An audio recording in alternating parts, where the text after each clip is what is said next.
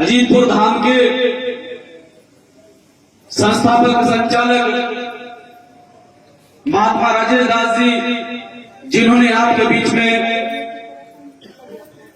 वाणी के माध्यम से अपनी बात रखी। ये संत समाज के लोग इतनी मेहनत, इतनी मशक्कत, खून पसीना एक करके आप लोगों के बीच में आते हैं, आपको कुछ समझाते हैं। नहीं तो जहां अजीतपुर में आश्रम है, यहां से वहां तक उंगली करता हूं। अगर एक रात किसी को वहां रोक दिया जाए या एक रात के लिए किसी को बोल दिया जाए कि अजीतपुर आश्रम पर तुझे एक रात रुकना है, तो दूसरी रात नहीं रुकेगा, क्योंकि वहां जो है चारपाई के पास आकर हाथी चिंगाड़ मारते हैं। और ऐसी जगह हमारे गुरुजी ने आश्रम स्थापित किया है। और आश्रम नहीं, पूरे हरिद्वार जिले के अंदर, पूरे प्रदेश के अंदर धाम के नाम से मशहूर है। आप लोगों को ऐसे स्थान पर आश्रम दिया है इतनी मेहनत करने के बाद, लेकिन समाज के लोग समझने के लिए तैयार ही नहीं है। ये सच्चाई है कि ये संत समाज के लोग इतनी मेहनत करते हैं। गुरु महाराज जी इतनी मेहनत करके गए हैं कि आज जो ये बना बनाया परिवार हम लोगों को मिला, इसमें परम संत शिरोमणि सदगुरु समनदास जी महाराज जी की मेहनत लगी है। और उस मेहनत को बेकार मत करो, क्योंकि हमारे महापुरुष आते हैं, आप लोगों के बीच में संघर्ष करते हैं, चले जाते हैं, पर महापुरुषों के त्याग और बलिदान को आप बाद में याद करते हैं। उनके त्याग और बलिदान पर पछतावा आप लोग बाद में करते हैं, जब वो महापुरुष चले जाते हैं। बाबा साहब डॉक्टर भीमराव अम्बेडकर साहब आए, आप लोगों को समझाया, आप लोगों को बताया कि आपके जीवन में आखिरकार बदलाव किस प्रकार से हो सकता है। माननीय कांशीराम साहब आए, आपको बताया, आपको समझाया कि आपके जीवन में बदलाव किस प्रकार हो सकता है। आज उन्हीं की तर्ज पर मेरे आदरणीय सम्मानित बड़े भाई एडवोकेट चंद्रशेखर आजाद जी समाज को समझाने की कोशिश कर रहे हैं, लेकिन समाज समझने के लिए तैयार नहीं है। सबसे ज्यादा भीड़ आप लोगों की दूसरों के मंचों पर लगती है। आज ही हमारा धार्मिक मंच लगा है, आज ही हमारा धार्मिक मंच यहाँ पर लगा। हमारे संत समाज के लोग आपको कुछ समझा रहे हैं, लेकिन नारसण सभा में इतनी भारी संख्या में होने के बावजूद भी गुरु महाराज जी का दरबार लगा है, और उस दरबार में मात्र सीमित संख्या में लोग बैठे हैं। अगर यहाँ किसी और चीज का दरबार लगा होता जो पूरी तरह से झूठ पर आधारित है, अगर वो दरबार लगा होता तो यहाँ भीड़ जो है, या इस पंडाल में जो है जगह मिलती बैठने की। लेकिन आप लोग यहाँ पर आए, आप लोग यहाँ पर बैठकर कुछ सुन रहे हैं, रात के 12 बजे हैं, तो आप लोगों को कुछ सुनना चाहिए। ये संत समाज के लोग आपको कुछ बताना चाहते हैं, आपको कुछ सिखाना चाहते हैं, क्योंकि ये सच्चाई है कि हमारे महापुरुषों ने मेहनत की है। और महापुरुषों की मेहनत है कि मैं यहाँ खड़ा होकर बोल रहा हूं। महापुरुषों की मेहनत है और आप सभी साथियों का संघर्ष है कि आपके बेटे, आपके बच्चे को इस प्रदेश के साथ साथ में जहां जहां पर भी संगठन चलता है, समस्त प्रदेशों के लोग जानते हैं। ये आप लोगों का संघर्ष है, आप लोगों की मेहनत है। इस मेहनत को बेकार मत जाने दो। मैं सिर्फ इतना कहने के लिए आप लोगों के बीच में आया हूं। और जो लोग घर में बैठकर इस सत्संग को सुन रहे हैं, या जो लोग घर में बैठे हैं, उनके कानों तक मेरी आवाज पड़ रही है, अपनी मेहनत के पैसे को बर्बाद मत करें। ये लोग जो यहाँ पर बैठे हैं, ये आपसे पैसे की इच्छा नहीं करते हैं, ये आपसे धन की इच्छा नहीं करते हैं, क्योंकि इनके कुछ निजी स्वार्थ नहीं है। इनका स्वार्थ सिर्फ एक है कि जिस प्रकार से सदगुरु समनदास जी ने इस समाज में बदलाव किया, वो चाहते हैं कि हमारे द्वारा भी समाज में बदलाव, हमारे द्वारा भी कुछ समाज को अच्छा बताया जाए, कुछ समाज को अच्छा समझाया जाए। लेकिन यहाँ तो उल्टा चल रहा है। सरकार दारू बेचकर अनाज खरीद रही है, सरकार दारू बेचकर अनाज खरीद रही है, और ये अनाज बेचकर दारू खरीद रहे हैं। ये सच्चाई है। सरकार दारू बेचकर अनाज खरीद रही है और तुम अपने घरों का अनाज बेचकर दारू खरीद रहे हो। क्या सिस्टम चल रहा है? कुछ समझने की कोशिश करो। और खासतौर से मेरे नौजवान साथी जो यहाँ पर खड़े हैं, देखिए, अगर इस समाज में कुछ अच्छा संदेश देना चाहते हो, इस समाज को सुधारना चाहते हो, इस समाज से कुरीतियों को खत्म करना चाहते हो, तो तुम्हें अपने स्तर से काम करना पड़ेगा। कभी भी दूसरे के भरोसे नहीं बैठना। क्योंकि अगर मैं दूसरे के भरोसे बैठ गया तो मैं काम नहीं कर पाऊंगा, मैं समाज को समझा नहीं पाऊंगा। रात्रि के 12 बजे हैं, 12 बजे मैं यहाँ खड़ा होकर बोल रहा हूँ क्योंकि मुझे खुद पर भरोसा है कि मेरे महापुरुषों का मेरे ऊपर आशीर्वाद है। मैं अपने समाज को अगर यहाँ खड़ा होकर कुछ समझाऊंगा तो मेरा समाज समझने की कोशिश करेगा। आज का नौजवान इस समाज के लिए संघर्ष करना चाहता है, आज का नौजवान इस समाज के लिए संघर्ष कर रहा है। कहीं भी कोई भी मामला होता है तो सबसे पहले आगे खड़ा इस समाज का नौजवान होता है।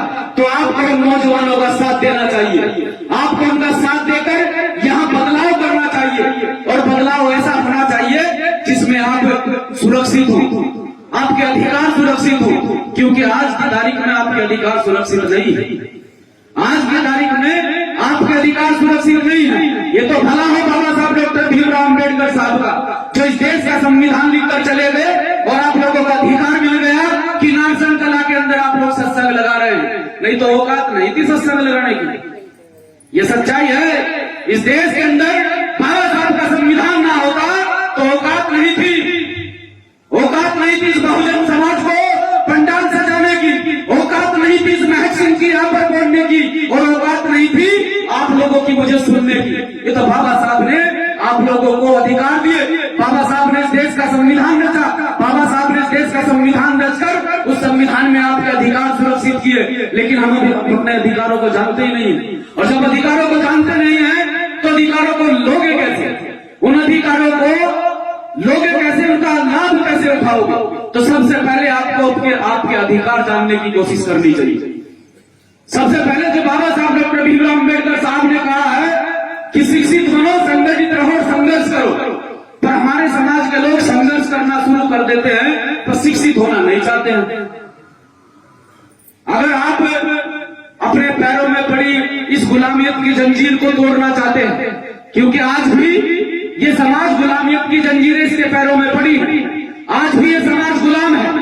मैं मानता हूं कि आप लोग आर्थिक रूप से आजाद हो चुके हैं, आप लोगों को अधिकार बाबा साहब ने दिए, आप लोग स्वतंत्र हो चुके हैं, लेकिन मानसिक रूप से आज भी आप गुलाम हैं। मानसिक रूप से आज भी आप गुलाम हैं कि आपके अंदर अगर किसी अन्य व्यक्ति के द्वारा कोई डर बैठा दिया जाए तो सबसे पहले हाथ पकड़कर पीछे खींचने का काम ये हमारी माताएं बहनें करती कि वहां मत जाना, वहां मत जाना। तो ये सच्चाई है। तो ये मानसिक गुलामी आपको त्यागनी पड़ेगी। इस मानसिक गुलामी को त्याग कर उन बच्चों का साथ देना पड़ेगा जो इस समाज में बदलाव चाहते हैं, जो इस समाज में कुछ अच्छा करना चाहते हैं, जो इस समाज को ऊपर लेकर जाना चाहते हैं, जो इस समाज की तरक्की चाहते हैं। और तरक्की होगी कैसे? तरक्की होगी कैसे? पढ़ाई नहीं की, लिखाई नहीं की, स्कूल नहीं गए तो भाई अनपढ़ व्यक्ति मजदूर बन सकता है, अनपढ़ व्यक्ति IAS PCS नहीं बन सकता। मेरी बात अगर गलत हो तो मुझे जवाब दो। क्यों गुरुजी? अनपढ़ व्यक्ति IAS PCS बन जाता है?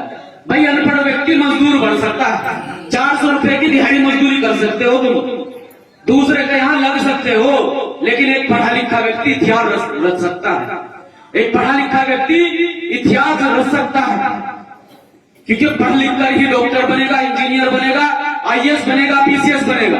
मैं आप नौजवान साथियों को भी यही मैसेज देना चाहता हूं। ये धार्मिक मंच है, कोई राजनीतिक मंच नहीं है, और ना मैं राजनीति की बात करने के लिए आया, क्योंकि अगर मेरा काम अच्छा होगा, मेरे कार्यकर्ताओं का काम अच्छा होगा तो आप अपने आप कहोगे कि इस बार हम इन नौजवानों के साथ चलेंगे सबको भूलकर। लेकिन हमें काम करना पड़ेगा इस समाज के लिए, अपना नींद, अपना सुख त्याग कर इस समाज के लिए संघर्ष करना पड़ेगा, जो समाज आज भी गुलामियत की जंजीरें जिस समाज के पैरों में पड़ी। तो मैं अपनी माताओं बहनों को ये कहना चाहता हूं, खासतौर से उन माताओं बहनों को जिन्होंने गुरु ज्ञान लिया हुआ है, मुझे लगता है कि संतों की वाणियां उनके घर तक पहुंची, महापुरुषों की विचारधारा उनके घर तक पहुंची, तो कहीं न कहीं इस गुलामियत से दूर है, कहीं न कहीं इस मनोवाद से दूर है। लेकिन जिनके घर तक विचार नहीं पहुंचा है, जिनके घर तक महापुरुषों की वाणियां, संतों की वाणियां नहीं पहुंची है, वो आज भी सड़क बर्बाद में फंसे हुए। आज भी सबसे बड़ी लाइन हमारे लोगों की लगी हुई है। हमने पूछा भाई कहां जा रहे हो? कि जी नवरात्रि के व्रत चल रहे, साकुंबर जा रहे हैं। तो साकुंबर जाने से बेहतर आप लोगों को बता दूं कि अगर उस पैसे को आप सही इस्तेमाल करें और आपका बच्चा पढ़ गया, लिख गया, आपका बच्चा IAS बन गया, डॉक्टर बन गया, इंजीनियर बन गया, आपका बच्चा अधिकारी बन गया, तो वो पैसा आपका सही इस्तेमाल हो जाएगा। वहां वो पैसा गलत इस्तेमाल हो रहा है। अभी गुरुजी ने एक बात कही कि देश क्या विदेश क्या, इस पूरी कायनात में, इस पूरी दुनिया में जीता जागता प्रमाण अगर कोई भगवान का है तो तुम्हारे माँ बाप है। पर हमारे समाज में उल्टी रीत है, हमारे समाज में उल्टी रीत है। माँ बाप को तो देंगे गाड़ियां, माँ बाप को तो देंगे धुतकार और दूसरों को लेंगे अपना। तो ये कौन सा तरीका है?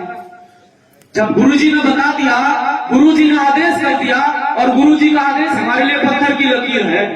अगर गुरुजी हमें ये कहते हैं कि भाई ये काम मैक्सिन ऐसे नहीं ऐसे करना, तो हम गुरुजी को कह देते हैं गुरुजी ऐसे ही होगा, बेफिक्र रहो। भाई तुम्हारे लिए भी तो गुरुजी का आदेश पत्थर की लकीर होना चाहिए। जब गुरुजी कह रहे हैं, जब गुरुजी ने आपको बता दिया कि तुम्हारे माँ बाप ही इस दुनिया में भगवान का जीता जागता प्रमाण है, तो माँ बाप की सेवा करो। तो माँ बाप की सेवा करनी चाहिए कि नहीं करनी चाहिए?